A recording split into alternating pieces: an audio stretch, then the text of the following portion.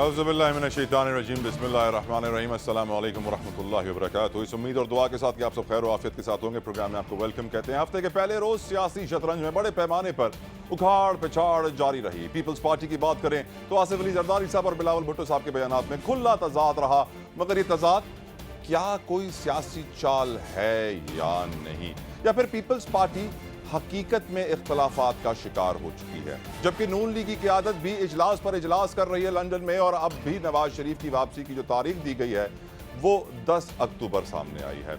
अल्लाह करे मियाँ साहब जल्द अपन वतन वापस लौट आएँ। मौजूदा मुआशी हालात ने सियासत पर बड़े असरात मुरतब किए हैं। आने वाले वक्त में मजीद मुआशी धमाके भी मुतवक्के हैं, जिनमें सरे फहरिस्त बिजली है, जहां नेपरा ने हाइड्रो इलेक्ट्रिक के एवरेज जनरेशन टैरिफ में 29% इजाफे की मजीद मंजूरी दे दी है, 29%, जिससे 155 अरब रुपए का मजीद झटका आवाम को बर्दाश्त करना पड़ेगा। झटका तो लगेगा, साथ साथ गैस के बिलों में भी बड़ा इजाफा मुतवक्के आने वाला है, और पेट्रोलियम मसनूआत की कीमतें भी बढ़ने वाली हैं। इसी मुआशी तबाही को मद्देनजर रखते हुए जो काम इदारों को 70 साल पहले करना चाहिए था वो आज शुरू हो गया। अंग्रेजी में कहते हैं बेटर लेट देन नेवर। देर आयत दुरुस्त आयत। मुल्क के सिक्योरिटी इदारों की जानिब से ईरानी तेल की स्मगलिंग की रोकथाम के लिए इकदाम किए गए हैं, और इन इकदाम के बाद कुछ डेटा भी सामने हुआ है, जिससे यह मालूम हो रहा है कि ईरानी तेल के कारोबार में 29 सियासतदान मुलव्विस हैं। 995 डीलर्स हैं जो ये तेल बेच रहे हैं। 90 करीब सरकारी अहलकार भी इस कारोबार में शामिल है। रिपोर्ट के मुताबिक 2 अरब 81 लीटर से ज्यादा तेल स्मगल हो रहा है, और 995 पेट्रोल पंप से बेच रहे हैं। और अगर हम फी लीटर 200 रुपए भी रेट लगाएं तो अंदाजा किया जाए तो 362 अरब रुपए की कीमत बनती है। जबकि वजीर आजम हाउस में जो रिपोर्ट जमा कराई गई है उसके मुताबिक मुल्क के खजाने को, एक्सचेकर को सिर्फ 60 अरब रुपए का नुकसान हो रहा है। तो यकीनन बहुत सारी बातें शॉकिंग है, इंतहाई हैरत अंगेज बात है। एक और बड़ा काम जो हुकूमत ने किया है वो 722 हवाला हुंडी में मुलव्विस डीलर्स के खिलाफ क्रैकडाउन शुरू कर दिया गया है। साथ ही साथ एक और बड़ा कारनामा जिसका आगाज किया गया है वो बिजली चोरों के खिलाफ क्रैकडाउन शुरू हुआ है। चंद दिनों में ही कार्रवाई करते हुए लेस्को ने 1000 से ज्यादा बिजली चोरों को पकड़ लिया है। पावर डिस्ट्रीब्यूशन में भी बड़ी तादाद में अफसरान को तब्दील किया गया है, ट्रांसफर्स की गई हैं। ये वो काम है जो आज से कई साल पहले, कई दिहाइयों पहले होने थे, मगर शुक्र अदा करता हूँ अपने सिपा सालार आला का, chief of army staff general Asim Munir साहब की बदौलत अब ये काम किए जा रहे हैं। यही वजह है कि डॉलर रुपए के मुकाबले मुसलसल गिरावट का शिकार है, और जब ये अफवाह फैली कि बैंक के लॉकर्स को भी चेक किया जाएगा और स्कैनर्स यूज किए जाएंगे तो लोग बड़े परेशान हुए, और इसका नतीजा बड़ा अच्छा निकला। स्टेट बैंक के लेटेस्ट नंबर्स के मुताबिक, क्योंकि स्टेट बैंक ने तरदीद पहले कर दी थी कि कोई भी लॉकर चेक नहीं किया जाएगा, स्कैन नहीं किया जाएगा, और फिर ये डेटा एक और स्टेट बैंक का शेयर हुआ है जिसके मुताबिक जो कैश इन सर्कुलेशन या करेंसी इन सर्कुलेशन है उसमें बड़े पैमाने में कमी देखी गई है। स्टेट बैंक के नंबर्स के मुताबिक 700 अरब रुपए पिछले 2 महीनों में लोगों ने अपने तहखानों से, तिजोरियों से और दूसरी जगहों से निकालकर बैंकों में जमा कराए हैं। यकीनन ये एक अच्छा इकदाम है, और जितनी करेंसी इन सर्कुलेशन कम हो और इलेक्ट्रॉनिक मनी हो उतना उसको ट्रैक करना और उसको टैक्स करना आसान होता है। लेकिन इन तमाम खबरों से भी ज्यादा बड़ी खबर यह है कि सियासतदानों को आने वाले इलेक्शन में अपनी इंतखाबी कैंपेन पर लातादाद रकम खर्च करना अब कानूनी तौर पर आसान बना दिया गया है। इलेक्शन एक्ट 2017 में तरमीम करके सियासतदानों ने ये इजाजतनामा हासिल कर लिया है कि अगर किसी सियासतदान के दोस्त अहबाब उनसे इजाजत के बगैर उनकी कैंपेन के ऊपर पोस्टर्स, बोर्ड्स, होर्डिंग्स लगाएं तो उसका जवाबदेह वो सियासतदान नहीं होगा। पहले जब सियासतदानों के पास कैंपेन के लिए महदूद रकम होती थी और इसकी वजह से बड़ी मुश्किलात होती थी, लेकिन इलेक्शन कमीशन उस वक्त भी इस कानून पर अमल दरामद कराने में नाकाम होता था, और जितनी भी रिपोर्ट्स आती थी वो यही आती थी कि पैसे बहुत ज़्यादा खर्च हुए हैं, जितनी उनको इजाज़त थी उससे ज़्यादा खर्च हुए हैं। यकीनन हम जानते हैं कि एक MNA के लिए 10 बिलियन की लिमिट है और प्रोविंशियल असेंबली के लिए 4 बिलियन की लिमिट है, लेकिन उसे क्रॉस किया जाता था। इस दफ़ा क्रॉस करेंगे तो कोई परेशानी की बात उनके लिए नहीं होगी, क्योंकि वो हाथ खड़े कर देंगे इलेक्शन कमीशन के सामने और बोलेंगे हमने तो किया नहीं, किसी और ने किया, इसलिए हमारे साथ में डाला ना जाए। अब मुकाबला यानी वोटों का कम होगा और नोटों का ज्यादा होगा। गुफ्तगू करने के लिए हमारे साथ मौजूद हैं तर्जुमान इस्तेकाम Pakistan party major retired Khurram Hamid Rokadi साहब। Thank you so very much Khurram साहब for giving us your precious time. तो सर, आने वाले इलेक्शंस की डेट तो अभी कहा जा रहा है कि सदर मुमलिकत अनाउंस कर सकते हैं, और वो करना भी चाहते हैं, लेकिन प्रेशर बिल्टअप हो रहा है। लेकिन मैं ये खबर सुन के हैरान हुआ कि सियासतदानों के लिए अब ये लिमिट खत्म हो गई है कि इतना पैसा वो अपनी कैंपेन पे खर्च करेंगे, जबकि उनके दोस्त यार भी चाहें तो पैसा लगा सकते हैं और कोई जवाब नहीं होगा। तो मुकाबला नोटों का होगा सर, वोटों का नहीं होगा। आपने आई होप नोट ज्यादा जमा किए हुए हों मेजर साहब।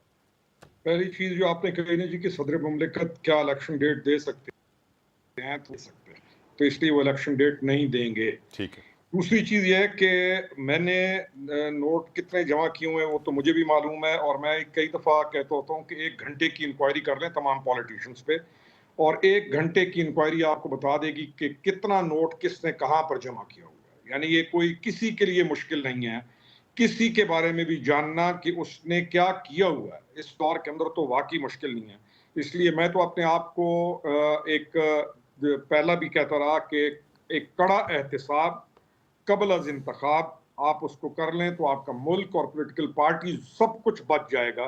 तो आपके सवाल पे मैं आज अपने आप को पेश करता हूँ, उस कड़े एहतिसाब कबल अज इंतखाब के लिए मैं अपने आप को पेश करता हूँ।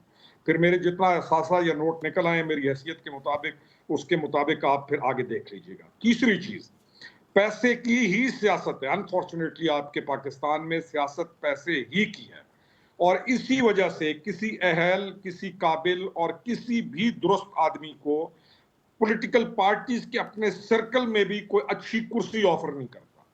यानी जब ये इकट्ठे होते हैं या एग्जीक्यूटिव कमेटी बनती है या व्हाटएवर जो भी चीजें बनती हैं या बड़े बड़े ओहदे तकसीम किए जाते हैं विद इन पार्टीज भी, तो उसमें भी क्राइटेरियल आपको मिलेगा, पैसा ही मिलेगा। और पॉलिटिकल पार्टी के अंदर और कोई क्राइटेरियल नहीं है पैसे के अलावा। वहां पर आपको कुर्सी अच्छी तब मिलेगी अगर पैसा है, टिकट भी तब मिलेगा, जो चेयरमैन पार्टी होगा उसके इर्द गिर्द भी पैसे वाला होगा।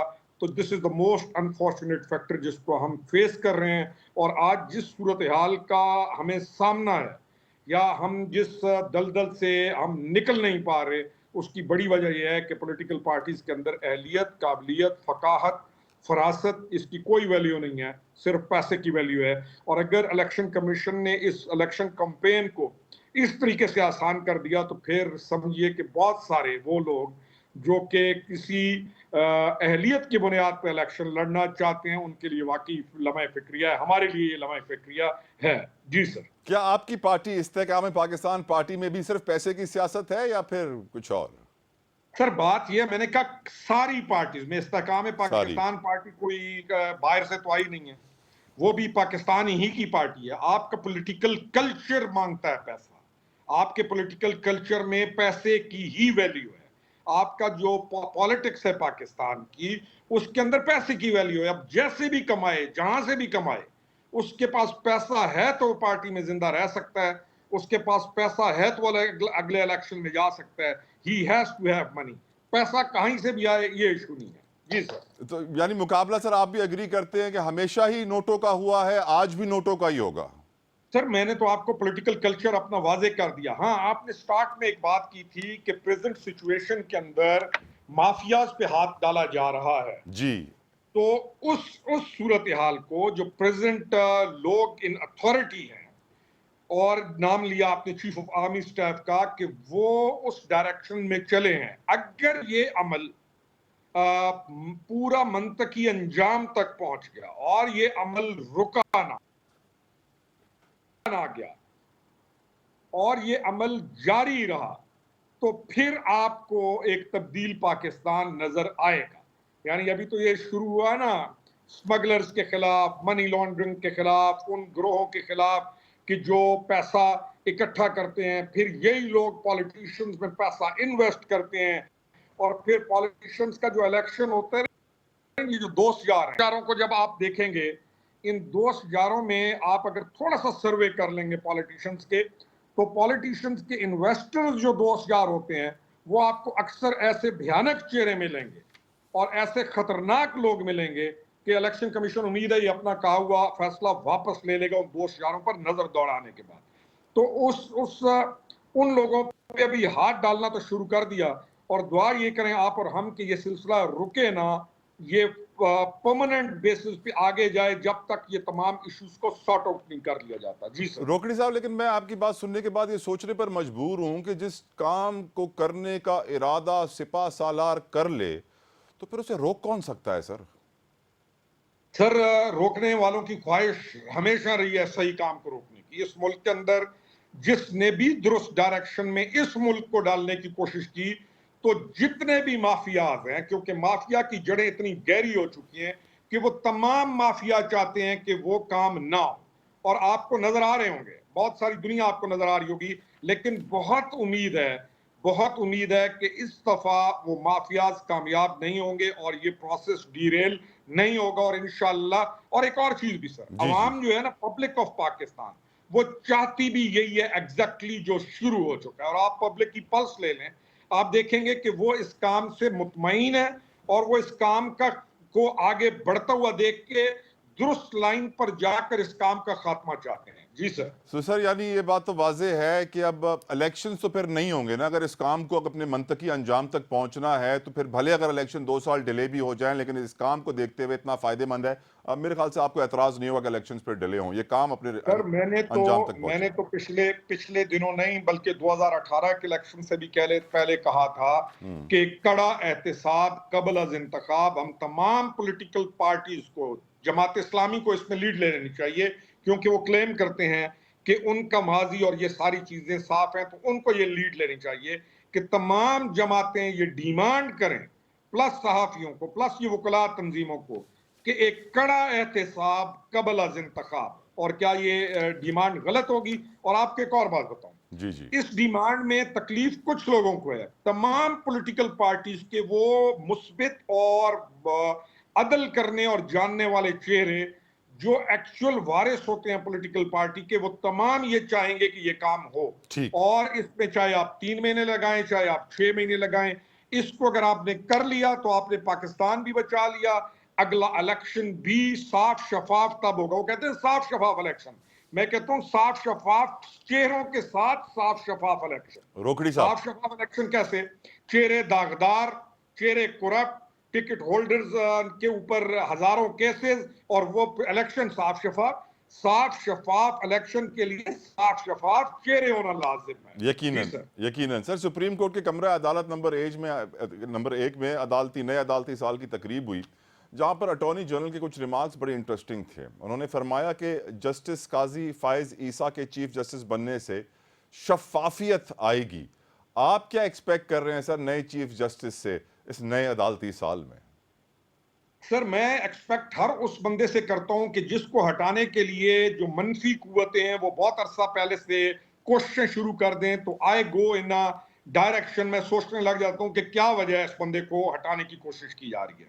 और फिर मैं लाजमी इंक्वायर करता हूं और तहकीक करता हूं उस बंदे के बारे में कि उसका अपना कैरेक्टर या उसका अपना जो सिस्टम है वो क्या है। आपकी तहकीक से तो क्या मालूम पड़ा सर? सर, आपकी तहकीक से क्या मालूम पड़ा काजी फायज ईसा के बारे में सर?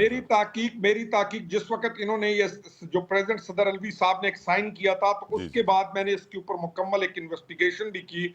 और जो हमारे हल्के थे, मैंने उनके अंदर बैठ के ये कहा भी था कि आप बहुत गलत डायरेक्शन में और गलत अप्रोच के साथ एक ऐसे आदमी के बारे में चल पड़े हैं कि जो इस मुल्क की जरूरत है।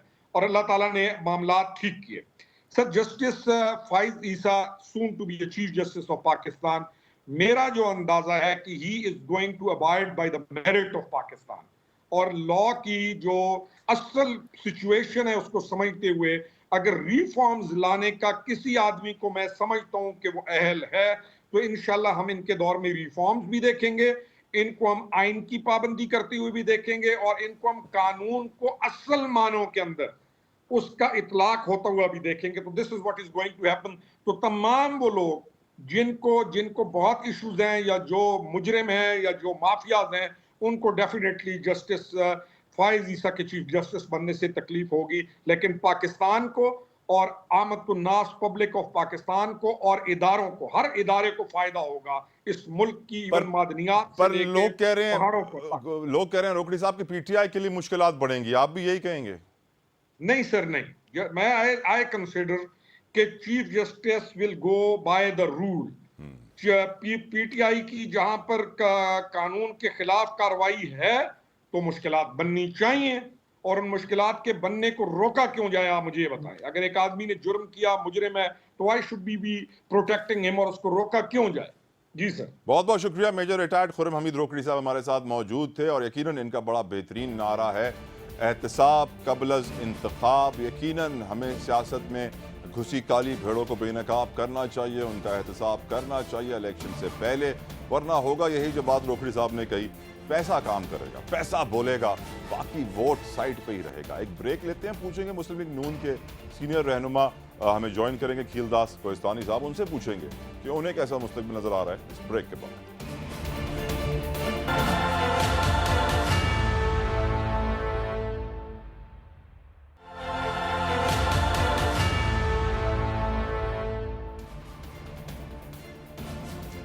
ख़वातीन और हजरात, सियासी शतरंज में पीटीआई को चेकमेट मिलने के बाद से दो ही मेन खिलाड़ी सियासत में नजर आ रहे हैं, पाकिस्तान पीपल्स पार्टी और पाकिस्तान मुस्लिम लीग नून। और हम जानते हैं कि पाकिस्तान पीपल्स पार्टी की अगर बात की जाए तो बिलावल भुट्टो जरदारी साहब कराची से सक्खर तक अपनी सियासी कैंपेन चला रहे हैं और बहुत एक्टिवली रोज हमें नजर आ रहे हैं। लेकिन मुस्लिम लीग नून की क़यादत का जिक्र किया जाए तो वो लंदन में बंद कमरों में मुलाकातें कर रहे हैं, इजलास पे इजलास हो रहा है, तारीख पे तारीख दी जा रही है नवाज शरीफ साहब की वापसी की। यकीनन इससे वाज़ेह हो जाता है कि पीपल्स पार्टी के पास एक बड़ा एडवांटेज है इस वक्त सियासी माहौल में, जबकि नून लीग मुश्किलात से दो चार है। गुफ्तगू करने के लिए मेरे साथ नून लीग के सीनियर रहनुमा इस वक्त मौजूद हैं खीलदास कोहिस्तानी साहब। बहुत बहुत शुक्रिया खीलदास साहब, आपने अपना कीमती वक्त हमारे लिए निकाला। हुजूर, बड़ी अजीब सी बात नहीं है, ये पीपल्स पार्टी की पॉलिटिकल कैंपेन जोरों शोर से जारी है और नून लीग की क़यादत लंदन में बैठी हुई है। कहीं आप इससे बड़ा नुकसान तो नहीं उठाएंगे जिस नुकसान की तलाफी नहीं की जा सकेगी? देखें, अवाम में जाना या सियासतदान का काम है और अवाम से मिलना। जो आपने कहा कैंपेन चला रही है, उसकी तरदीद तो पीपल्स पार्टी के जो रहनुमा है शर्जील मेमन, उनका ट्वीट है, उन्होंने कहा कि हम कोई इलेक्शन मॉम या कोई इस तरह की मॉम सर रोज जलसे हो रहे हैं तो इलेक्शन मुहिम ही हुई ना सर, और क्या हुई? ये भी अजीब बात है कि इस वक्त बिलावल भुट्टो साहब जो है सिंध हुकूमत के मंसूबों के पीछे काट रहे हैं, या जो पहले उनके जो मंसूबे थे उनका अभी तक वो काम कर रहे हैं। तो PMLN की ना इस वक्त पंजाब में हुकूमत है, निगरान हुकूमतों की हुकूमत है, उनका काम है कोई जो भी मुल्क की डे टू डे काम है। तो हमारा गवर्नमेंट के या हम किस चीज़ का जाके इफ्तिताह करें, ये हमें ना आईन इजाज़त देता है ना कानून इजाज़त देता है। रही बात अवाम तक की, तो हमारी भी जो सीनियर नायब सदर है, चीफ ऑर्गेनाइजर मरियम नवाज शरीफ साहिबा, इस वक्त 180 मॉडल टाउन में अपने तंजीम को मुतहरक और मुनज़्ज़म करने के लिए, या इलेक्शन के हवाले से हो या कायद मोहतरम नवाज शरीफ साहब का इस्तकबाल, वो उनका तवज्जो पूरा उस पर है। उन्होंने यूथ, माइनॉरिटी, लेडीज़, इनको मुतहरक किया है, उनको नए अंदाज से और नए जज्बे से वो उनको लॉन्च कर रही है, नोटिफिकेशन दे रही है। तो हम अपना तंजीमी काम कर रहे हैं। जब इलेक्शन की तारीख का ऐलान हो जाएगा तो इलेक्शन का मॉम के जो बाकायदा आगाज है उसका वो कायदे मोहतरम नवाज शरीफ करेंगे। खीलदास साहब, अगर मैं आपसे सवाल पूछूं कि बिलावल भुट्टो जरदारी का मुकाबला किससे है, मियां नवाज शरीफ से या मरियम नवाज साहिबा से, तो क्या जवाब देंगे आप? बिलावल भुट्टो का मुकाबला 15 साल कारकर्दगी से है। वो अवाम को जाके बताएंगे कि उनकी जो सिंध में हुकूमत रही है, जो सिस्टम वाली हुकूमत है, वो खुद जाके बताएंगे। तो हमारा मुकाबला पंजाब में तो पीपल्स पार्टी से नहीं है। हाँ, अलबत्ता मरियम नवाज साहिबा की जो खबरें भी चली है और इंशाल्लाह वो सिंध में आएगी, तो उसके बाद बिल्कुल उनकी पीपल्स पार्टी तनकीद भी कर रही है मुस्लिम लीग नून पे और अपने इत्तेहादी हुकूमत पे भी तनकीद कर रही है। तो मरियम नवाज साहबा ने जिस दिन रुख किया सिंध का, तो ये तीखो पुकार, ये परेशानी ज्यादा बढ़ेगी मेरे ख्याल। बिलावल साहब ये भी कह रहे हैं कि मुस्लिम लीग नून इलेक्शन से डर गई है, क्या वाकई में आप डर गए हैं? देखें, हम जब भी इक्तदार में आए हैं, नवाज शरीफ साहब इक्तदार में आए हैं या 2018 में हमें अवाम ने वोट दिया, तो ये अवाम फैसला करती है और अवाम की मदद से हम आते हैं, अवाम के फैसले से आते हैं। तो कोई हमें कोई सिलेक्ट नहीं करता है। 2018 में ये कहते हैं कि सिलेक्टेड किया गया, तो मैं समझता हूँ फिर इसी तरह मुराद अली शाह भी सिलेक्टेड थे, उनको वो खुद भी सिलेक्टेड हुए।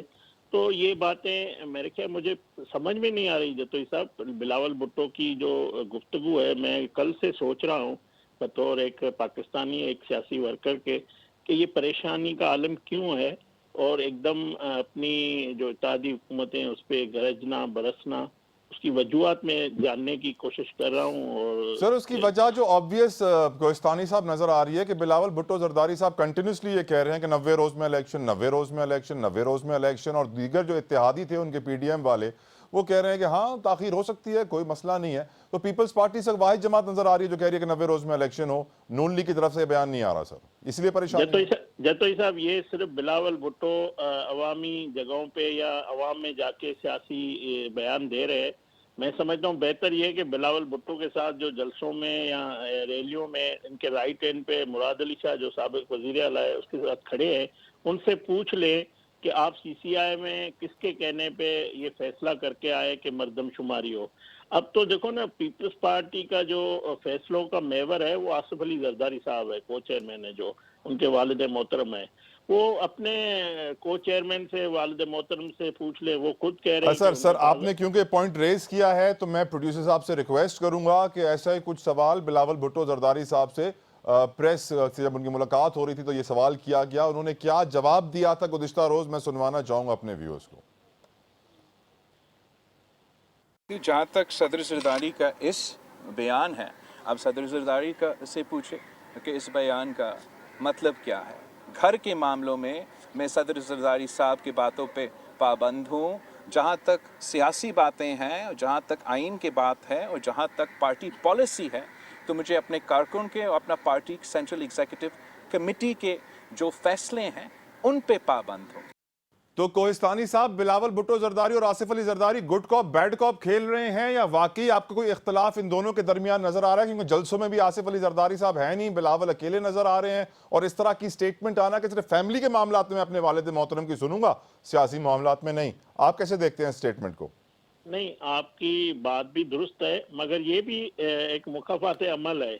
देखा, एक जो पहले एक जमात थी वो भी ये इल्जाम लगाती थी, ये बयानबाजी करती थी, काफी पीपल्स पार्टी के अंदर से आवाज उठती थी कि शहबाज शरीफ का बयानिया एक है, नवाज शरीफ का अलग है, मरियम नवाज एक और बात करती है।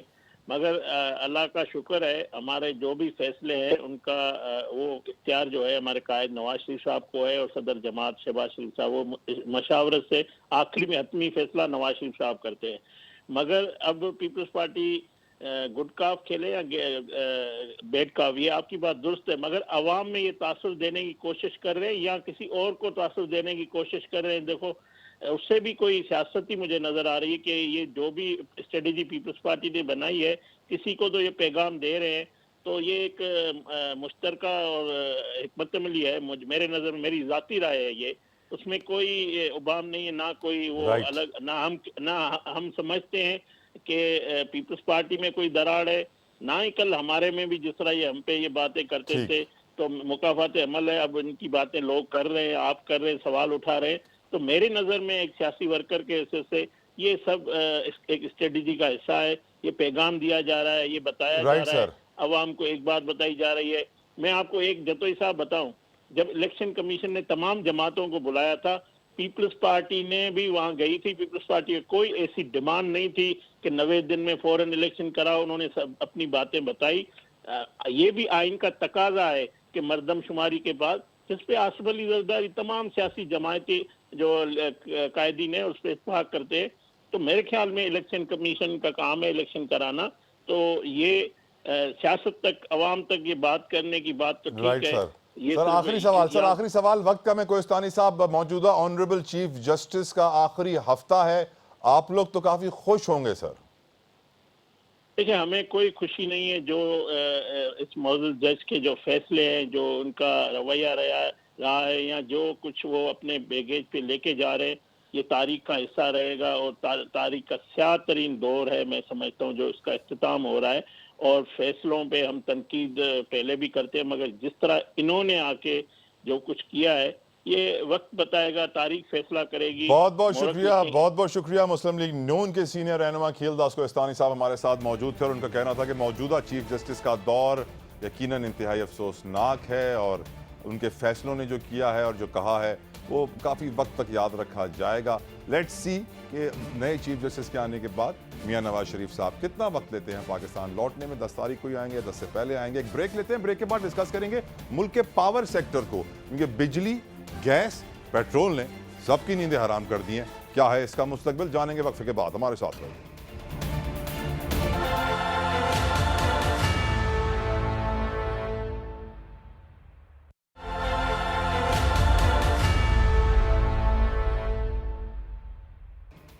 मुल्क का पावर सेक्टर इस वक्त यकीनन सारे पाकिस्तानियों के लिए बड़ा परेशान कुन है, क्योंकि हम जानते हैं बिजली के रेट बढ़ रहे हैं, गैस के रेट बढ़ रहे हैं, पेट्रोल का रेट बढ़ रहा है और लोग सोच रहे हैं जाएं तो जाएं कहाँ, मुस्तकबिल क्या होगा। और हम ये भी जानते हैं कि सर्कुलर डेट जो पावर सेक्टर का है वो 4000 अरब को क्रॉस कर चुका है, जिसकी वजह से अलग परेशानियां हैं।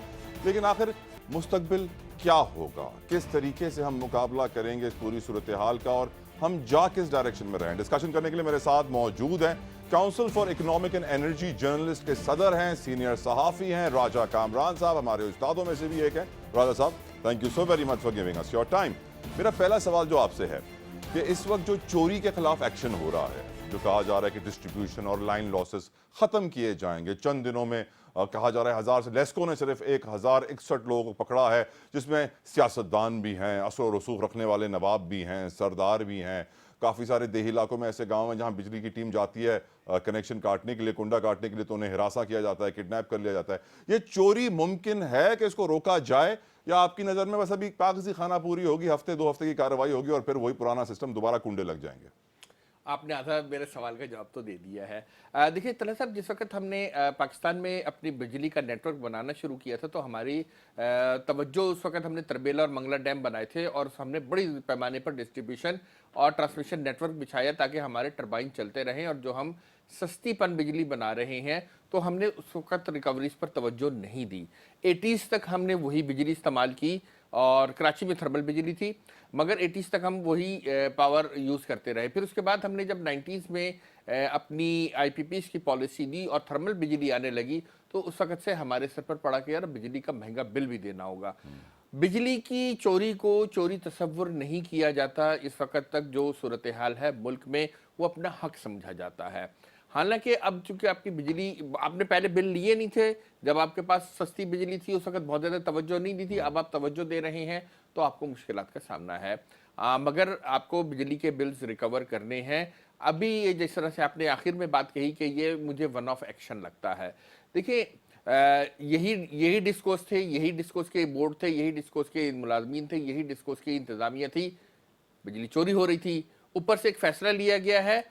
क्या ये फैसला डिस्कोर्स की इंतज़ामिया और उसके लोगों में सराहियत कर गया कि आज से हमने चोरी नहीं होने देना? और ये एक वो सवाल है जिसका मुझे जवाब चाहिए। नहीं, ऐसा नहीं है।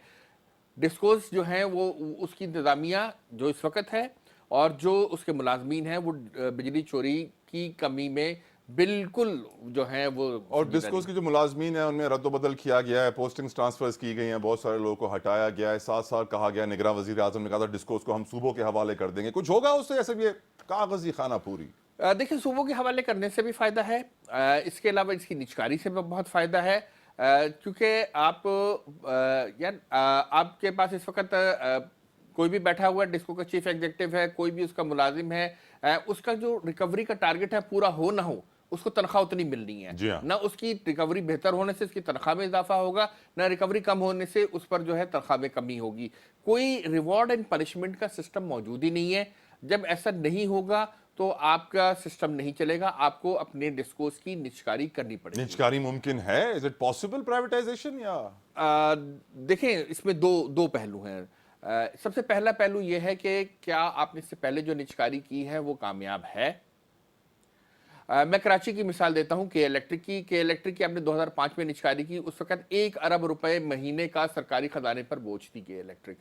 आज जो है के इलेक्ट्रिक को पिछले साल 40 अरब का नुकसान हुआ है, वो सारा का सारा जो है हुकूमत के बजट में नहीं आया, वो सारा का सारा उसके जो है पेड अप कैपिटल से डिटेक्ट हुआ है।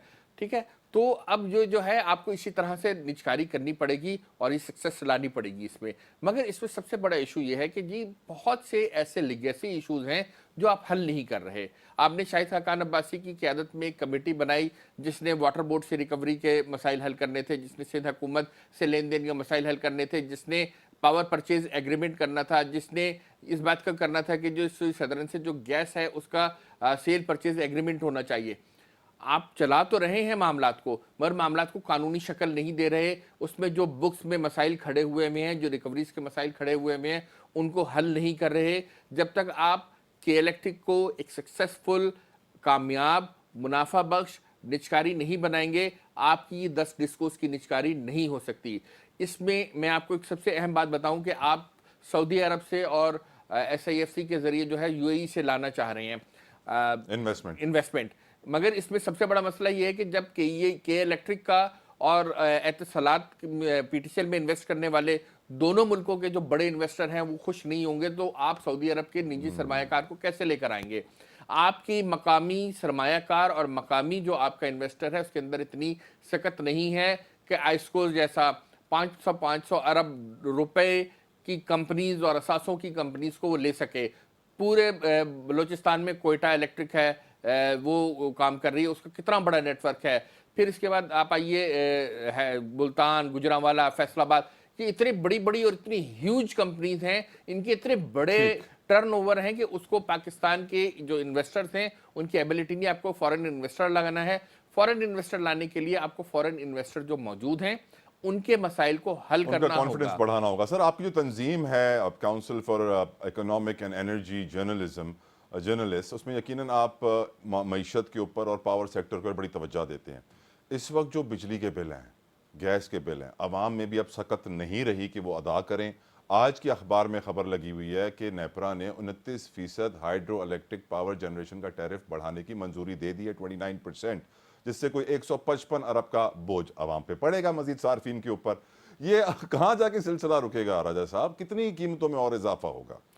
देखिए, सबसे अहम बात यह है तरह के हमारे पास ज़्यादातर जो बिजली है वो थर्मल पावर है, जो बेस लोड कहलाती है। हमारे पास पूरा साल जो है पन बिजली दस्तयाब नहीं होती है। जब गर्मियों में ग्लेशियर पिघलते हैं, दरियाओं में सैलाब की सूरत हाल बनती है तो हमारे डैम्स में पानी आता है। सर्दियों में वो बिजली हमें दस्तयाब नहीं होती, तो हमें एक थर्मल पावर का बेस लोड बनाना ज़रूरी होता है, जो कि हमने इस वक्त बनाया हुआ है। पाकिस्तान में जो तलब से ज़्यादा इस वक्त बिजली की जनरेशन कैपेसिटी तो मौजूद है, मगर उसके लिए उसमें जो आपने ईंधन जलाना है वो आपने इंपोर्ट करना है। आपका रुपी बतदरीज और बहुत तेज़ी से डीवैल्यू हो रहा है। रुपी जितना डीवैल्यू होगा, आपने जो इन्वेस्टर्स के साथ मुआहदे किए हुए हैं, IPP से मुआहदे किए हुए हैं, वो डॉलर टर्म में किए हुए हैं, तो आपको उनकी कैपेसिटी चार्जेस डॉलर टर्म में देने पड़ते हैं। अब आप पूछेंगे कि डॉलर टर्म में क्यों मुआहदे किए हुए हैं? कि हमारे बैंकिंग सेक्टर में ये सकत नहीं है कि वो IPPs के $1 बिलियन का मंसूबा या $2 बिलियन का मंसूबा वो फाइनेंस कर सके, तो फिर इंटरनेशनल फाइनेंसिंग ली जाती है। आप उससे बिजली खरीदें या ना खरीदें, उसने तो अपने इन्वेस्टर को और अपने जो कर्ज देने वाले हैं उसको तो अदायगी करनी है, तो वो फिर अदायगी की करनी पड़ती है। और उस जो रुपी डीवैल्यू होता है उससे आपके दो मसले पड़ते हैं। आपका जो कैपेसिटी चार्जेस हैं वो आप पे पड़ते हैं, और दूसरा ये है कि आपके ऊपर जो है ईंधन महंगा होने लगता है, क्योंकि हमारा फर्नेस ऑयल हो या RLNG हो, इन दोनों की इंपोर्ट में हमें जो है मसाइल हैं, और ये दोनों जो है हमें इंपोर्ट करने पड़ते हैं, जिसकी वजह से हमें मुबादला इस्तेमाल होता है और बिजली महंगी। राजा, इंपोर्ट के तो मसाइल हैं, पर स्मगल हम आसानी से कर सकते हैं बहुत सारी चीज़ें। और जिस तरह बिजली चोरों को पकड़ा जा रहा है, तो देर आयत दुरुस्त आयत, बेटर लेट देन नेवर। ईरानी तेल की स्मगलिंग भी अब पकड़ी जा रही है और डेटा भी सामने आया, वज़ीर आज़म हाउस में जमा कराया गया है। तो यकीनन आपको लगता है कि ये सही हो रहा है? और क्या हमें ये नहीं चाहिए था कि ईरानी तेल को अपने पावर प्लांट्स तक पहुंचाते, ताकि सस्ता तेल पहुंचता और सस्ती बिजली बनती?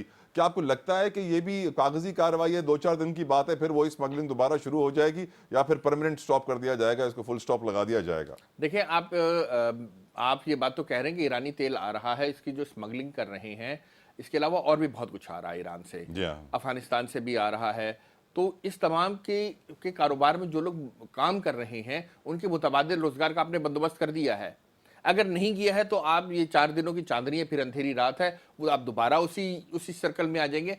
आपको अगर एक सस्टेनेबल और मुस्तहकम बुनियादों पर इकदाम करने हैं तो आपको काम करना पड़ेगा कि आप जो लोग इसमें काम कर रहे हैं उनके रोजगार का बंदोबस्त करना होगा। आपको जो अब बॉर्डर से लेके सखर तक और यहाँ हब तक जो है ऐसी एक एम्प्लॉयमेंट अपॉर्चुनिटीज क्रिएट करनी होगी कि लोग स्मगलिंग के बजाय अपनी जो है मुलाजमत के जरिए, कारोबार के जरिए, जो लीगल कारोबार है उसके लिए काम कर रही है। जैसे बहुत अच्छा इनिशिएटिव ईरान के साथ लिया गया है, बॉर्डर मार्केट बना दी गई है। इसी तरह से ईरान के साथ बार्टर की एनर्जी मार्केट भी बना दें। यकीनन। आप और हम LPG बिजली लेते हैं उनसे ऑफिशियली। ये आप एलपीजी लेते हैं, बिजली लेते हैं, आप और भी बहुत कुछ लेते हैं। तो आप ईरान के साथ कोई एक स्पेशल बैंक ऐसा बना दें जो अमेरिका पे मुनहसर ना हो और जिस पर अमेरिकन पाबंदी का असर ना हो, वो ईरान के साथ जो है डील्स को जो है फाइनलाइज करे। Right. आपको इस तरह से इकदाम करने होंगे, वरना अपॉर्चुनिटी रहेगी तो स्मगलिंग होगी। आपको वो अपॉर्चुनिटी खत्म करनी है, ठीक। इकोनॉमी उन इलाकों में बेहतर करनी है। बहुत बहुत शुक्रिया। राजा कामरान साहब हमारे साथ मौजूद थे। सदर हैं आप council for economic and energy journalist के, और यकीनन बात वाज़ेह है कि मुल्क के जो पावर सेक्टर के मसाइल हैं उनको हल करना मुल्क के मुस्तकबिल के लिए बहुत ज़रूरी है। खासतौर पर जो चोरों के खिलाफ एक्शन हो रहा है, तो हमारा दीन हमें बताता है कि जो चोरी करे उसके हाथ काट देने चाहिए, ऐसी सज़ा दी जाए कि फिर इनमें हिम्मत ना हो दोबारा कुंडा लगाने की। लेकिन इस वक्त तो यही लग रहा है कि शायद ये महीने 2 महीने की कार्रवाई और दोबारा ये कुंडे वापस आ जाएंगे। लेकिन इन कुंडों का परमानेंट खात्मा, इस चोरी का, इस स्मगलिंग का परमानेंट खात्मा मुल्क के मुआशी मुस्तकबिल के लिए बहुत ज़रूरी है। तला जल्दी को इजाज़त दीजिए, कल फिर आपसे मुलाकात होगी। अंटिल नेक्स्ट टाइम, अल्लाह हाफ़िज़।